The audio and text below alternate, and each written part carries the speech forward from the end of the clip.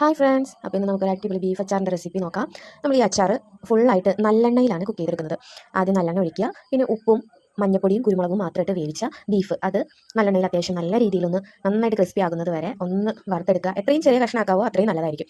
അതിനുശേഷം ആ വറുത്ത് കോരിയ എണ്ണയിലോട്ട് ഇഞ്ചി, വെളുത്തുള്ളി, പച്ചമുളക്, കറിവേപ്പില ഇത്രയും സാധനം കൂടി നന്നായിട്ടൊന്ന് വറുത്ത് നല്ലതുപോലെ അതിൻ്റെ വെള്ളമൊക്കെ പറ്റി നല്ല ക്രിസ്പി രൂപത്തിൽ നല്ല ബ്രൗൺ കളർ ആകുന്നത് വരെ വറുത്ത് അതും കോരി മാറ്റി വെക്കാം. അതിനുശേഷം ആ എണ്ണയിലോട്ട് കുറച്ച് കടുകിട്ട് പൊട്ടിയ ശേഷം കുറച്ച് ഉലുവ, അത് നല്ലതുപോലെ പൊട്ടി വന്ന ശേഷം ഞാനിവിടെ എടുത്തിരിക്കുന്നത് മുളക് പൊടി, കാശ്മീരി മുളകാണ് കൂടുതൽ എടുത്തിരിക്കുന്നത്. എരിവ് കൂടുതൽ വേണ്ടവർക്ക് സാധാ മുളക് പൊടി കൂടുതൽ ഇടാം. മുളക് പൊടി, മഞ്ഞൾപ്പൊടി, ഗരം മസാല പൗഡർ, പിന്നെ കായപ്പൊടിയും അതിലിട്ട് എണ്ണയുടെ തീ ഓഫ് ചെയ്തിട്ടാണ് അതിലിട്ട് നന്നായിട്ടൊന്ന് മൂപ്പിച്ചെടുത്തത്. അത് നന്നായിട്ട് മൂത്ത് വരുമ്പോൾ നമ്മൾ വറുത്ത് കോരി വെച്ച എല്ലാം അതിലോട്ടിട്ട് ആവശ്യത്തിനുള്ള ഉപ്പ് ഇട്ട് നല്ലതുപോലെ ഒന്ന് മിക്സ് ചെയ്തെടുക്കുക.